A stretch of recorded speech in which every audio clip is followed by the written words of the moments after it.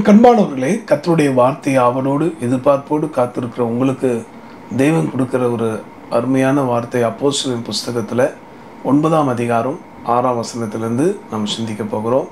தேவனாகி கர்த்தருடைய சித்தத்தை கேட்டு அறிந்து புரிந்து பக்தியாக நடந்த அந்த மனுஷனுடைய வாழ்க்கையில் எப்படிப்பட்ட ஒரு மேன்மையை கற்று தரப்போகிறார் என்பதை இன்றைக்கு கேட்குற இந்த வார்த்தை மூலமாக நீங்கள் புரிந்து கொள்ளலாம். ஆக சிந்தையை சிதற பண்ணுகிற சாத்தானுக்கு இடம் தராமல், வசனத்தை பொறுக்கி போடுகிற அந்த பொல்லாதவனுக்கு இடம் கொடுக்காமல் இருதயத்திலே அந்த ஆண்டுடைய வார்த்தையை பதித்து கொள்ளுங்க.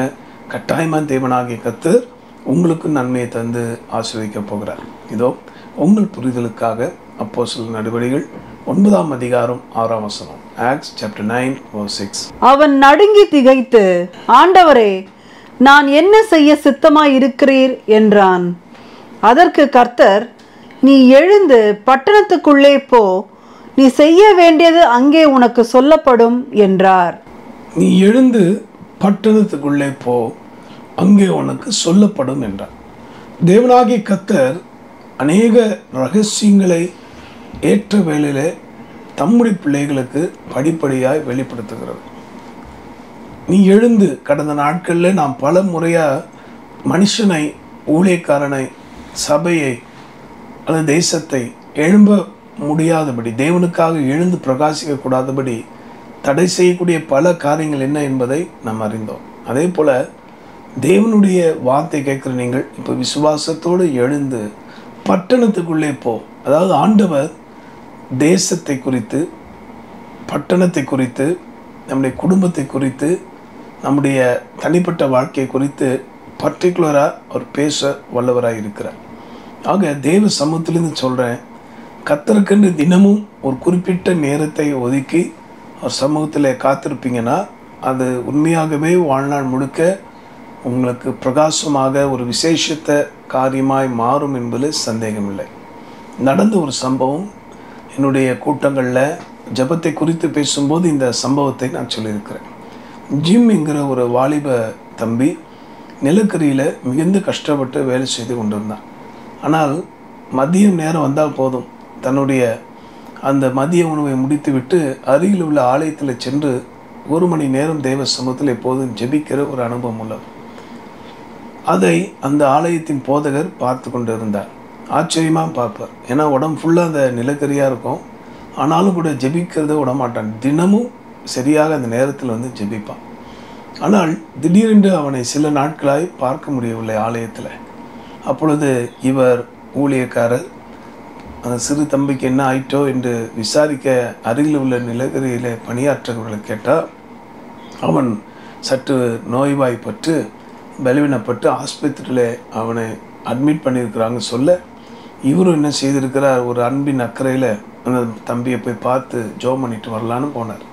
சரியா இவர் போன நேரம், எப்பொழுதும் இவன் அந்த தேவாலயத்தில் ஜெபிக்கிற அந்த பர்டிகுலர் அதே நேரத்துக்கு அந்த ஊழியக்காரையை அங்கே போயிருக்கிறார். போன போது இவரால் அந்த அருமை தம்பி பக்கத்தில் செல்ல முடியல.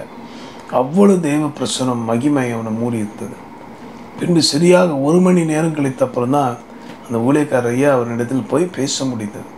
அவர் முதலாவது கேட்டது என்னென்னா, எனக்கு கூட இந்த அனுபவம் இல்லையாப்பா, நானும் முழு நேர ஊழியக்காரன் தான், ஆனால் ஆச்சரியமாக இருக்கிறதே தம்பி, இது என்ன உனக்கும் இயேசுக்குள்ள உறவு எப்படி இது என்று கேட்டபோது அவன் சொன்னான், ஐயா, உங்கள் ஆலயத்தில் வந்து நான் ஜெபிப்பதை நீங்கள் பார்த்துருப்பீங்க. அந்த 1 மணி நேரம் தான் எனக்கு நேரம் உண்டு. ஆனால் அந்த நேரத்தில் வந்து நான் முழங்கால் பண்ணி விட்டுன்னு, ஜீசஸ் ஜிம்மாஸ் கம், இயேசுவே ஜிம்மாகி நான் வந்திருக்கிறேன்னு சொல்லி நான் ஜெபம் பண்ண ஆரம்பிப்பேன். ஆனால் கடந்த 1 வாரமாக நான் இங்கே இருக்கிற ஆஸ்பத்திரியில், ஆனால் தினமும் அதே நேரத்துக்கு இயேசு என்னிடத்தில் வந்து சொல்லுவார், ஜிம் ஜீசஸ் ஹஸ் கம், நான் இயேசுவாகிய நான் வந்திருக்கிறேன் என்று என்னை பார்த்து சொல்வார் ஐயா என்று அவன் சொன்னபோது தேவனுடைய பிரசனம் அந்த ஊழியக்காரன் மேலே இறங்கிட்டான். இது நடந்த ஒரு சம்பவம். எதுக்கு சொல்லுகிறேன், குறிப்பிட்ட நேரத்தை ஒதுக்கும்போது நீ பட்டணத்துக்கு போ, அங்கே சொல்லப்படும். ஏன் பேசிட்டு இருக்கும்போது சொல்லியிருக்கலாமே, நான் என்ன செய்ய சித்தமாக இருக்கிறேன் என்று அவன் நடுங்கி திகைத்த நேரத்தில் இதுதான் என்னுடைய திட்டம்னு சொல்லியிருக்கலாமே. இல்லை, ஆண்டவர் பர்டிகுலராக ஒரு பட்டணத்துக்குள்ளே போக சொல்லுகிறார். அதே போல் இங்கே வந்திருக்கிற இந்த வார்த்தை கேட்குற அன்பர்களே, எப்பொழுதும் தேவனுக்கு நேரம் கொடுப்பதில் தயக்கம் காட்டாதீங்க. அந்த நேரத்தை தயவுசெய்து எந்த மனுஷனுக்கோ அல்லது எந்த ஒரு காரியங்களுக்கோ மற்ற காரியங்களுக்கும் தராமல் அந்த பர்டிகுலர் நேரத்தை கர்த்தருக்காக நீ செய்வீர்களானால் கர்த்தருடைய ஆசீர்வாதத்தை நீங்கள் பார்க்க முடியும். இதை குறித்து நான் சிந்தித்த போது ஆதியாகமம் புஸ்தகம் 12ஆம் அதிகாரம் முதல் வசனத்தை நம்ம வாசிக்கலாமா? Genesis chapter 12 verse 1. கர்த்தர் ஆபிராமை நோக்கி, நீ உன் தேசத்தையும் உன் இனத்தையும் உன் தகப்பனுடைய வீட்டையும் விட்டு புறப்பட்டு நான் உனக்கு காண்பிக்கும் தேசத்துக்கு போ. நான் உனக்கு காண்பிக்கும் தேசம், பர்டிகுலர் கண்ட்ரி. இன்னைக்கு கூட இந்த வார்த்தை கேட்குற நீங்கள், கர்த்தர் உங்கள் மேல் வைத்திருக்க நோக்கம் நிச்சயமாக சில தேசங்களுக்கு உங்களை அனுப்ப விருப்பம் உள்ளவராக இருக்கிறார். நீங்கள் காத்து கொண்டிருக்கிற விசா போன்ற நல்ல காரியங்களை கர்த்தர் தந்தரல போகிறார். ஒரு பக்கம் தேசங்கள்லாம் அலறி கொண்டு இருக்கிறது, இந்த நாட்டு மக்கள் வரக்கூடாது, அந்த தேசத்து ஆட்கள் வரக்கூடாதுன்னு ஒரு போராட்டம் நடந்து கொண்டிருக்க இந்த காலகட்டங்களிலும் கர்த்தருடைய பிள்ளைகளாகிய உங்களை பார்த்து கர்த்தர் சொல்வார், ஆபிரகாமை போல நான் காண்பிக்கும் தேசத்துக்கு போ. என் அன்பானவர்களே, உங்களை ஒரு பட்டணத்துக்கு போன்னு சொன்னவர் பவுலை பார்த்து, ஆபிரகாமை பார்த்து ஒரு தேசத்துக்கு போ என்று சொன்னவர் தொடர்ந்து இந்த ஆபிரகாமை ஆசீர்வதித்தார். அவன் ஏக சுதனாகிய புத்திரனாகிய அருமையான ஈசாக்கை கொடுத்தார். அப்பொழுது கூட ஆண்டவர் திட்டத்தை வெளிப்படுத்துகிறார். பாருங்க, வாசிக்கலாமா? ஆதியாகமம் புஸ்தகத்தில் 22ஆம் அதிகாரம் 2ஆம் வசனம். Genesis chapter 22 verse 2. அப்பொழுது அவர், உன் புத்திரனும் உன் ஏக சுதனும் உன் நேசகுமாரனும் ஆகிய ஈசாக்கை நீ இப்பொழுது அழைத்து கொண்டு மோரியா தேசத்துக்கு போய் அங்கே நான் உனக்கு குறிக்கும் மலைகள் ஒன்றின் மேல் அவனை தகன பலியாக பலியிடு என்றார். தேவன் சொல்லுகிற பர்டிகுலர் மவுண்டைன், அதாவது தேசத்தை குறித்து சொன்னார்.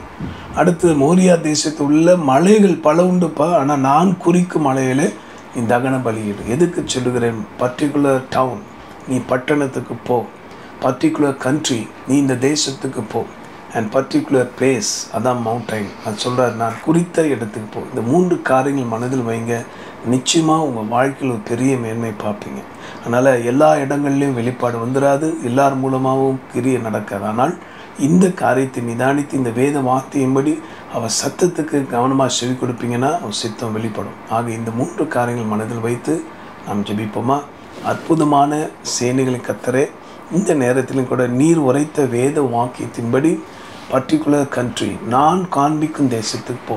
இந்த வார்த்தை கேட்கிறவர்கள் யாரெல்லாம் மனம் குழம்பி இருப்பார்களோ, தங்கள் சுய தேசத்துக்கு போகலாமான்னு காத்திருக்கிறவங்களை கர்த்தர் நீ அனுப்ப போகிறேன். நன்றி. அதே போல் பல தேசத்தின் விடுதலைக்காக அங்கே தேவாலயத்தை எழுப்ப, அங்கே இருக்க மக்களை ரட்சிப்புகள் கொண்டு வர ஜெபித்து பிரயாசப்பட்டு கொண்டிருக்க ஊழியர்களை கர்த்தர் நீ இப்போ ஆசீர்வதிப்பதற்காக ஸ்தோத்திரம்.